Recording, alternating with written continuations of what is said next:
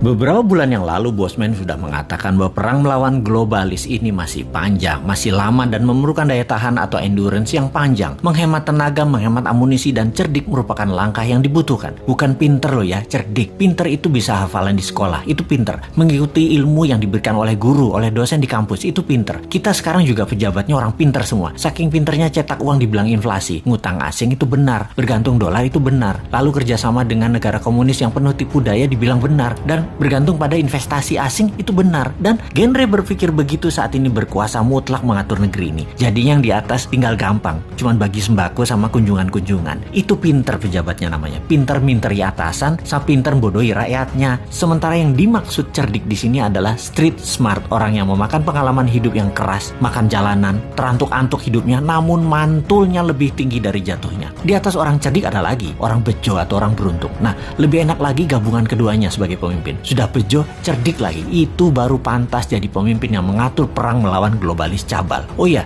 sebelum lanjut kita harus membedakan pebisnis globalis dan globalis cabal. Cabal adalah secret society, lebih menginginkan kepengendalian mutlak atas kehidupan manusia. Cabalis itu sudah pegang kendali atas teknologi, atas informasi, kendali atas komunikasi, sistem keuangan, dan sekarang kendali ke arah dua hal yang penting, yaitu kesehatan serta makanan. Musuh negara tidak berdaulat yang pemimpinnya oportunis itu bukan hanya dua negara besar, Tiongkok dan Amerika, tetapi ditambah juga globalis cabal. Jadi ada 3 musuh sebenarnya. Kita detailkan ketiganya, pengendali negara lemah tersebut. Pola kendali terhadap negara lemah atas 2 negara besar dan kelompok globalis adalah 3 strategi Tiongkok, yaitu menggunakan soft power kalau Tiongkok ya. Pertama, kendali atas media massa sebuah wilayah. Nomor 2, kendali atas pejabat pemerintahan wilayah yang ditarget serta anggota parlemennya. Kemudian nomor 3, kendali atas peraturan hukum dan penegakan hukum di wilayah tersebut. Di sisi lain, strategi Amerika itu menggunakan hard power, yaitu tekanan militer, terorisme, ideologi, humanitarian, menggunakan organisasi multilateral seperti IMF, PBB. Semua adalah tool Amerika untuk menyedot aset harta negara lemah. Strategi globalis cabal adalah pegang sosial media, informasi, dan big data. Mereka bukan mau menguasai wilayah hajat hidup seperti Tiongkok, ambil sumber daya alam seperti Amerika, kendalikan energi dan oil, serta dolar. Bukan. Globalis cabal kendalinya atas data, atas minat interest seseorang, mengubah tindakan perilaku, merubah society,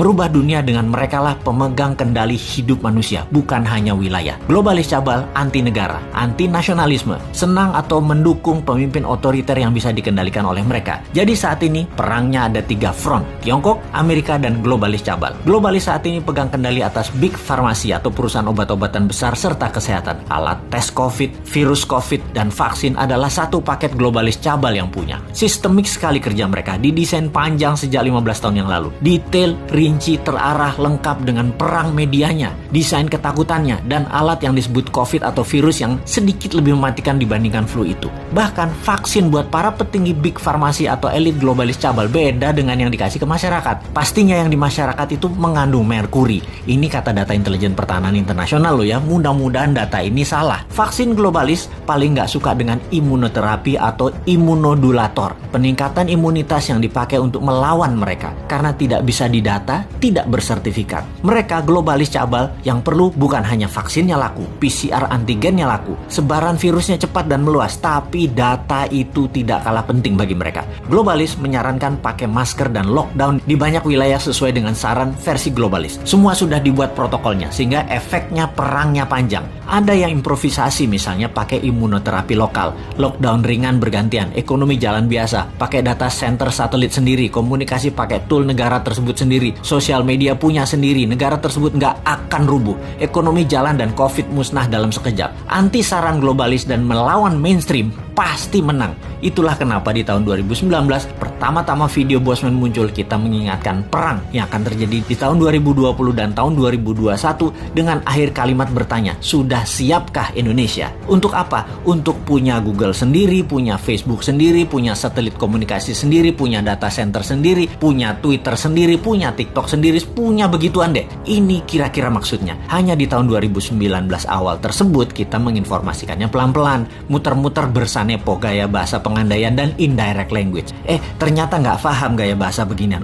Jawa Timurane bosman metu tak sikat pol saiki. Faktanya perang pandemi ini panjang, 2025 baru bersih. Dan bukan karena virus solusinya, tapi natural herd imunitas solusinya. Terpapar banyak dan sembuh pakai imunitas diri sendiri dibantu booster multivitamin dan mineral. Kemudian perang apa lagi yang akan terjadi? Yaitu perang cuaca atau climate war. Sudah sejak tahun lalu dimainkan. Dan kalau yang ini Rusia ikut bermain. Selain globalis cabal Tiongkok dan Amerika di belakangnya negara sekutu, terutama G7. Mulai nyadar sekarang di mana-mana hujan juga banjir. Kata-kata puitisnya adalah bagai hujan di musim panas.